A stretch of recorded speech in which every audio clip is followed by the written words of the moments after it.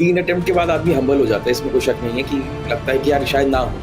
मुझे भी ऐसा लगा था कि शायद ना हो। यूपीएससी को ब्लेम करना बहुत आसान है क्योंकि एग्जाम भी ऐसा है ना कि सबको बोलना बड़ा ट्रेंड है कि यूपीएससी अनप्रेडिक्टेबल है। लेकिन मेरे को ऐसा लगता है मेंटल एटीट्यूड बहुत जरूरी है। ऐसा एटीट्यूड का गेम है बहुत ज्यादा ये। कोई अगर मैं 3 टिप आपसे कहूं जो नए लोगों को आपको देनी हो पढ़ाई के तरीके को लेकर, तो आप क्या देंगे? नमस्कार, स्वागत है आप सभी लोगों का। एक बहुत ही खास मेहमान आज मेरे साथ मौजूद है इस चर्चा पे। सिद्धार्थ के मिश्रा हैं। सबसे पहले तो आप जितने लोग जुड़े हैं इन्हें बधाई दीजिए भाई। यूपीएससी 2022 इन्होंने कर लिया है क्लियर और अब एक ये बहुत बड़े इंसान बन चुके हैं। इनसे हम चर्चा करेंगे, आज जानेंगे भाई इनका सक्सेस मंत्रा क्या रहा है सिद्धार्थ का। और सबसे पहले तो मैं इनके बारे में बता दूं कि इन्होंने 3 बार अटेम्प्ट किया, 3 बार सक्सेस नहीं मिली। आमतौर पर हम होता है कि भाई 3 बार अटेम्प्ट कोई चीज करते हैं वो हम छोड़ देते हैं कि भाई लगता है हमारा लक नहीं है।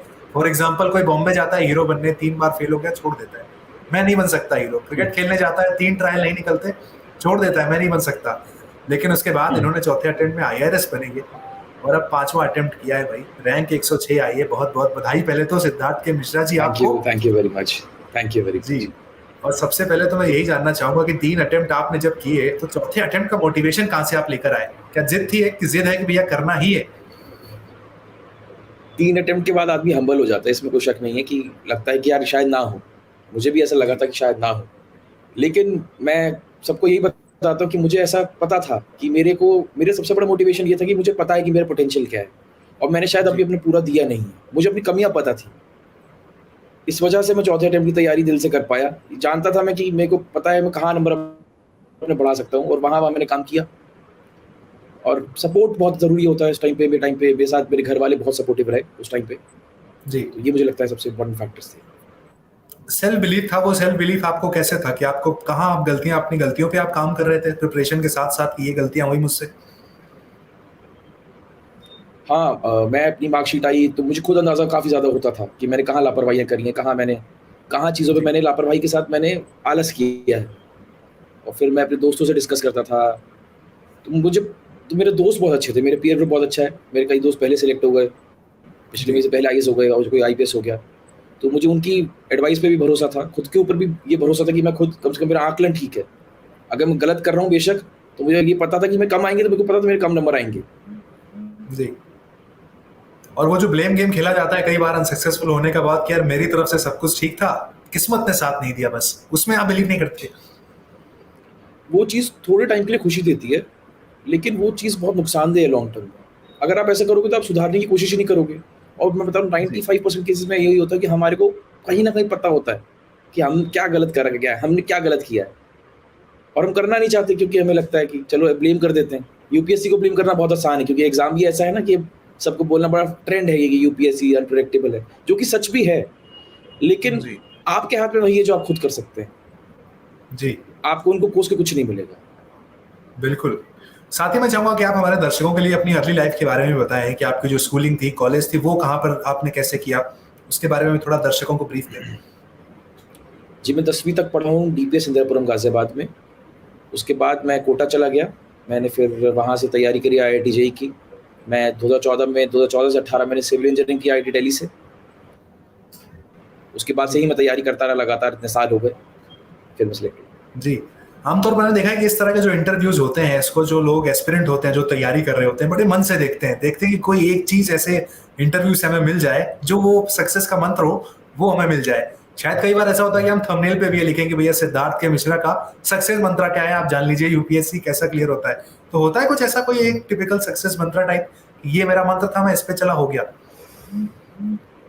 वो एक चीज़ ऐसी कह पाना मुश्किल है, लेकिन मेरे को ऐसा लगता है मेंटल एटीट्यूड बहुत ज़रूरी है। ऐसा एटीट्यूड का गेम है बहुत ज़्यादा ये। जी। इसमें आपको पॉजिटिव रहना ज़रूरी है, फेलियर्स को पॉजिटिवली देखना ज़रूरी है, पीयर ग्रुप ज़रूरी है, माँ-बाप, भाई, परिवार से बातचीत करना ज़रूरी है। ये सारी जी। चीज़ें मिलाकर और खुद को बहुत ऑनेस्टली देख पाना, मैं कहाँ पानी में हूँ, कितने पानी में हूँ, मैं कितना जी। सही कर रहा हूँ, कितना गलत कर रहा हूँ, खुद से कितना न्याय कर रहा हूँ। बस यही है जो आपके हाथ में है, इसके बाद कुछ आपके हाथ में नहीं है। जी। मैं कह रहा हूँ कि कभी ऐसा भी होता है कि बहुत सारे लोग प्लान बी लेकर चलते हैं कि भाई अगर नहीं हुआ तो प्लान बी मेरा ये होने वाला है। तो आपके साथ भी ऐसा कुछ था, आप प्लान बी मन में लेकर चल रहे थे या फिर गोल क्लियर था कि आज नहीं तो कल होना ही है? देखिए, शुरू में जब मैंने शुरू की थी तब मैं अपने आप को बहुत तीस-मार-खान समझता था। मुझे लगता था मेरा हो जाएगा।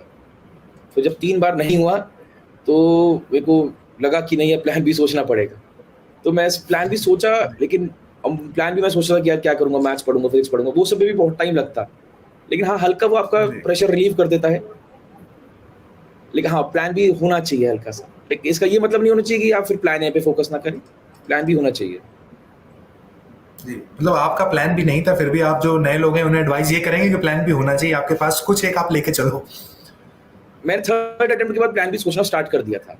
हाँ, तो हल्का-सा होना चाहिए, हल्का-सा होना चाहिए कुछ से बाद जी में। क्योंकि पेपर जी कठिन है, इतना भी कठिन नहीं, आदमी करे तो हो जाता है। मैंने ताकत लगाई, जब वाक़ई मैंने ताकत लगाई तो मेरा हो गया। लेकिन फिर भी हल्का मन खुद आपका सुकून में रहता है कि यार ये नहीं तो ये कर लूँ। जी। ये तो चलिए 3 अटेम्प्ट की बात हुई, उसके बाद जब आप आईआरएस बने, उसके बाद आपको 5th अटेम्प्ट देने की भी ज़रूरत महसूस हुई कि एक बार और करते हैं? वो कॉन्फिडेंस आ गया था कि अब फिर से हो जाएगा? देखिए, हाँ, एक्चुअली कॉन्फिडेंस आ जाता है, एक बार क्लियर हो जाता है ना एग्ज़ाम, उसके बाद आपको कॉन्फिडेंस आ जाता है कि मैं तो फर्स्ट ही आ सकता हूँ। वो ठीक है, फर्स्ट नहीं आ पाए लेकिन आदमी जी, कॉन्फिडेंस तो आ जाता है। पहली चीज़ ये होती है, दूसरी ये होती है कि हमेशा आईएएस, आईपीएस सोच के पढ़ाई करी होती है। तो इसलिए ये रहता है कि यार जब तक एक अटेम्प्ट बचा है और तब तक दे देते हैं। जी। और प्लस बाहरी दुनिया से जो नज़र आता है देखने पर, वो ये नज़र आता है कि आप आईआरएस की नौकरी कर रहे हैं, क्या उसमें कोई सैटिस्फैक्शन कम था? खुश नहीं थे क्या, ऐसा कुछ? ऐसा कुछ नहीं है, असल में मैंने अभी ट्रेनिंग स्टार्ट करी है, 6 महीने हुए हैं मेरे को। हमारी नौकरी अच्छी है, जी, बेशक बहुत अच्छी नौकरी है। वर्क लाइफ बैलेंस के पर्सपेक्टिव से अच्छी है, हर तरीके से अच्छी है। ज़रा जी, इज़्ज़त ज़रूर भर की है, सेवा का मौका ज़रूरत भर का है। लेकिन फिर भी बस पर्सनल टेम्परामेंट होता है कि हम देखते आए हैं, आईएएस, आईपीएस देखते आए हैं, सुनते आए जी। हैं, उनका काम बेहतर लगता है। इसका ये मतलब नहीं है कि आईआरएस आईआरएस कहीं से जी, भी फीकी नौकरी है, जी। जो मिल जाए बहुत आईआरएस अच्छी नौकरी एस्पिरेंट्स है, हैं अच्छी नौकरी। जी, जो आईआरएस एस्पिरेंट हैं उनके बारे में भी मैं चाहूँगा कि उनको भी आप कुछ गाइड करें, बताएँ कि जो आपके 6 महीने गए ट्रेनिंग के, उसमें कुछ चैलेंजेस आपको ऐसे नज़र आए स्टार्टिंग फेज़ में? अ, हल्का-सा एडजस्ट करना पड़ता है, नौकरी है, नौकरी में डिसिप्लिन होता है, जी, हायरार्की होती है, गवर्नमेंट का पूरा सिस्टम है, वो सब आप देखते हैं, समझते हैं। तो हम शुरू-शुरू में आते हैं तो हमें लगता है हम बहुत बड़ा एग्ज़ाम निकाल के आए हैं। लेकिन आपको दिखता है कि नहीं, आप बड़े सिस्टम के एक छोटे से पार्ट हैं और आपको हम्बली अपने काम करने हैं यहाँ पे भी। जी, सीखते हैं, ये है। जी, इंटरेस्टिंग है, बहुत डाइवर्स होती है ट्रेनिंग। जी। बड़े एग्ज़ाम की आपने बात की, देखिए बड़ा एग्ज़ाम तो नो डाउट है, तभी इंडिया में इतने सारे लोग ट्राई करते हैं, बहुत चंद लोगों का वो एग्ज़ाम निकल पाता है। लेकिन सबकी प्रिपरेशन की जो प्लानिंग होती है, वो स्ट्रैटेजी होती है, वो बड़ी अलग-अलग होती है। आपकी क्या स्ट्रैटेजी रहती थी? मतलब वो कहते हैं ना कि बहुत सारे घंटे पढ़ रहे हैं आप, ऐसा कुछ ज़्यादा घंटे पढ़ रहे हैं या फिर मतलब कट ऑफ कर लिया है, बहुत सारे लोगों का ये कहना होता है। आपकी कोई ऐसी स्ट्रैटेजी जो काम कर गई, आप मानते हैं इस वाले अटेम्प्ट में?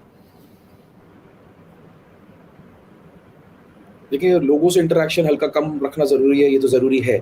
आप हर किसी से बहुत बात ना करें, कम लोगों बहुत से बात सोशल नहीं करें, हो क्योंकि सकते। बहुत सोशल होंगे तो फिर आप पढ़ाई नहीं करेंगे।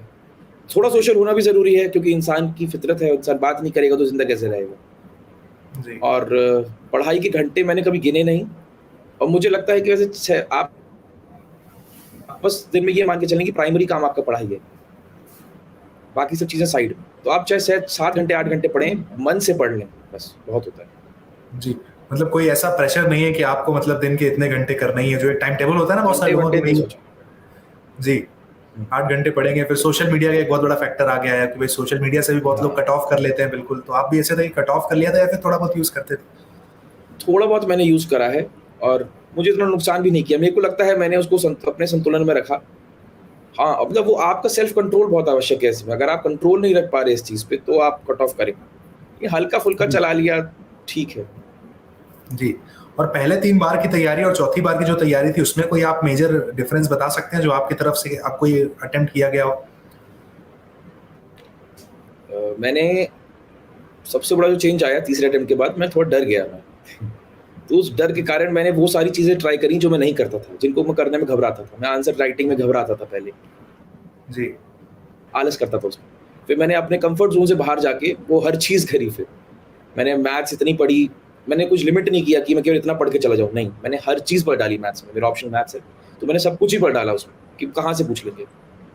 सब कुछ ही, जी, मतलब कि जितना मेरे से हो सकता था, मैंने कोई कमी नहीं छोड़ी, बस ये है, एटीट्यूड है, जी। कि सारी देखिए जान लगा आपसे देंगे। बात जी, आपसे बात करके 2 चीज़ें तो मुझे बड़ी क्लियरली समझ आ रही हैं कि एक आपका एटीट्यूड और एक सेल्फ बिलीफ। ये होना बहुत ज़्यादा इम्पोर्टेंट है। जी, जी। लेकिन अगर मैं पढ़ाई के पर्टिकुलर तरीके की बात करूं तो कोई अगर मैं 3 टिप आपसे कहूं जो नए लोगों को आपको देनी हो पढ़ाई के तरीके को लेकर, तो आप क्या देंगे?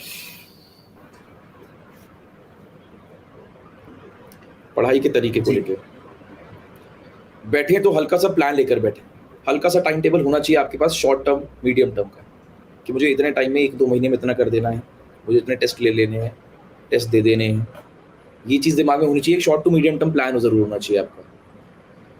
फिर सोर्सेज वगैरह चूज़ करें, ऐसे नहीं कि अफरा-तफरी में पड़ रहे हैं कि 4 नई चीज़ें मिल गई मार्केट में, वो उठा लीं।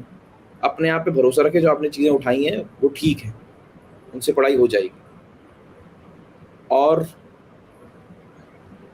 आंसर राइटिंग पे फोकस ज़रूर करें, आंसर राइटिंग ना पीछे छोड़ें, क्योंकि मेंस के एग्ज़ाम में आंसर राइटिंग की बड़ी बड़ी ज़्यादा अहमियत है।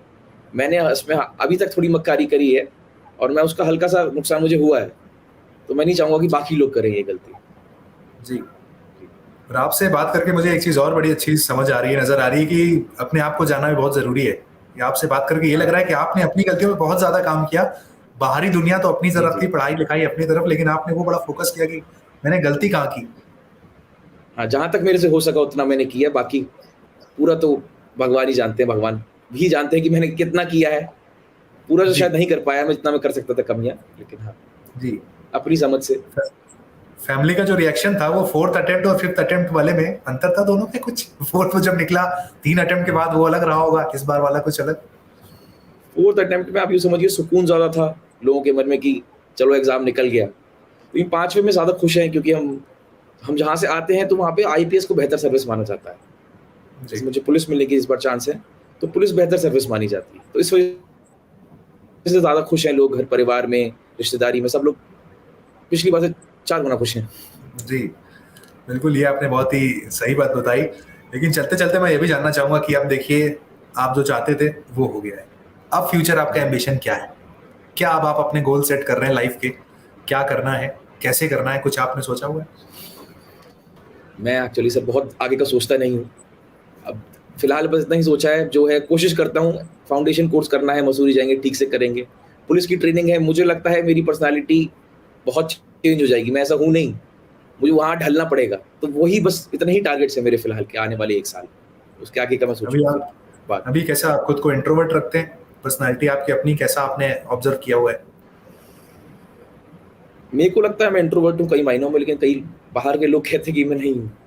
मैं अपने सर्कल में ज़्यादा खुला रहता हूँ, बाहर इतना नहीं बोलता जैसे मीडिया। अब जी, पुलिस-वुलिस में आपको जाते हैं तो मीडिया इंटरैक्शन, ये सब चीज़ें बहुत नॉर्मल हो जानी चाहिए। लेकिन ये सब मेरे को लगता जी, नहीं फिर मैं नेचुरली हूँ। ये सब डेवलप करना जी। पड़ेगा मेरे को। आ जाएगा मिश्रा जी, बिल्कुल आपको वो भी आ जाएगा। बहुत-बहुत शुक्रिया आपका हमसे बात करने के लिए, थैंक यू। आपने इतना वक़्त दिया और उम्मीद करूँगा कि बहुत थैंक यू। सारे लोग जो ये इंटरव्यू देखेंगे, उनके लिए भी काफ़ी कुछ एक फ्यूचर उनके लिए प्लान उनको मिल जाएगा ज़रूर। ख़ासकर इसीलिए मेरा मकसद था आपसे जी, पूछने का कि 3 टिप्स अगर आप कुछ दें, तो आपने उसको बड़े अच्छे से दिया। तो उसके लिए आपका बहुत-बहुत धन्यवाद और आपके आने वाले थैंक भविष्य के यू। लिए बहुत-बहुत शुभकामनाएँ। Thank you very much.